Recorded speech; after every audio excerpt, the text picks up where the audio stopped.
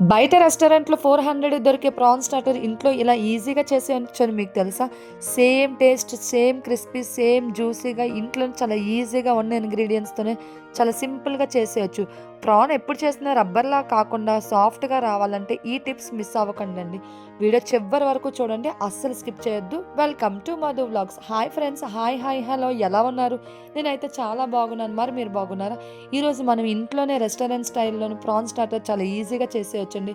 Firstly prawns తీసుకొని శుభ్రంగా కడిగేసి దాంట్లోనే 1 టేబుల్ స్పూన్ అల్లం వెల్లుల్లి పేస్ట్, 1 టేబుల్ స్పూన్ ధనియాల పొడి, 1 table spoon garam masala, 1 table spoon కారం, 1 టేబుల్ స్పూన్ సాల్ట్, అలాగే ఒక్క నిమ్మ చెక్క అరమొక్క తీసుకోండి. దాన్ని బాగా పిండేసి బాగా మ్యారినేట్ చేయాలండి. మీరు అప్పటికప్పుడే చేసేయొచ్చు అని అనుకుంటే చాలా పర్లేదు. కాకపోతే ఏంటంటే మనకి మసాలాలన్నీ కంప్లీట్‌గా పట్టాలి కదా!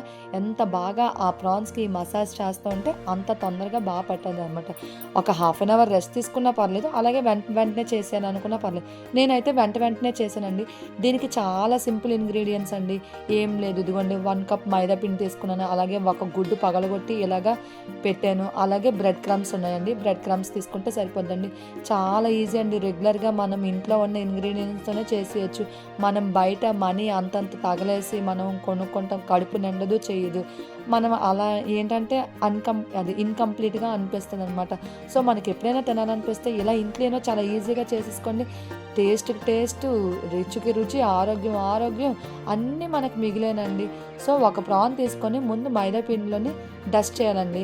ఎంత బాగా డస్ట్ చేస్తే అంత బావుంటది. సో, తర్వాత దాన్ని తీసుకున్న తర్వాత మనం ఆల్రెడీ గుడ్డు పగలగొట్టుకొని ఏసుకున్నాం కదా! దాంట్లోని డిప్ చేయాలనమాట. గుడ్డుని ఆ ప్రాన్‌ని అలా స్నానం చేయించి, అలా తీసుకెళ్ళి బ్రెడ్ క్రమ్స్‌లో ముంచండి. అదమొద్దండి. అస్సలు గట్టిగా అదమొద్దు. జస్ట్ పైన టచ్ అవ్వలేనట్టు అలా పైన జల్లాలి. ఇలాగే వేడి నూనెలోని డీప్ ఫ్రైకి సరిపడిన నూనె, ఆయిల్ యాడ్ చేసుకొని వెంటనే అది మీడియం ఫ్లేమ్‌లో అడ్జస్ట్ చేసుకొని ఒక్కొక్కటిగా యాడ్ చేసుకోండి. ఇంకంతేనండి. చాలా ఈజీగా చేసేసుకోవచ్చు. మీరు నమ్ముతారా? జస్ట్ 10 మినిట్స్‌లో ఈ రెసిపీ అయిపోద్దంటే చాలా అంటే చాలా ఈజీ. కానీ ఏంటంటే మనకి ఆ గోల్డెన్ బ్రౌన్ కలర్ వచ్చింది కదా! ఉడికిపోయింది కదా! అని అనుకోద్దు. అస్సలు హై ఫ్లేమ్ అనేది పెట్టొద్దు. మీడియం టు లో ఫ్లేమ్‌లోనే అడ్జస్ట్ చేసుకొని చాలా పేషెన్స్ ఉండాలండి. 10 మినిట్స్ అనేది క్లియర్‌గా సరిపోద్ది కరెక్ట్‌గానే. చూసారా ఎంత బావుందో!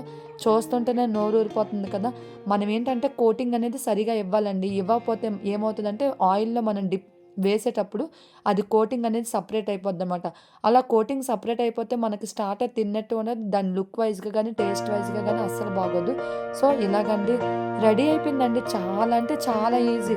చూసారా ఎంత మీకు కూడా తినాలనిపిస్తుంది కదా!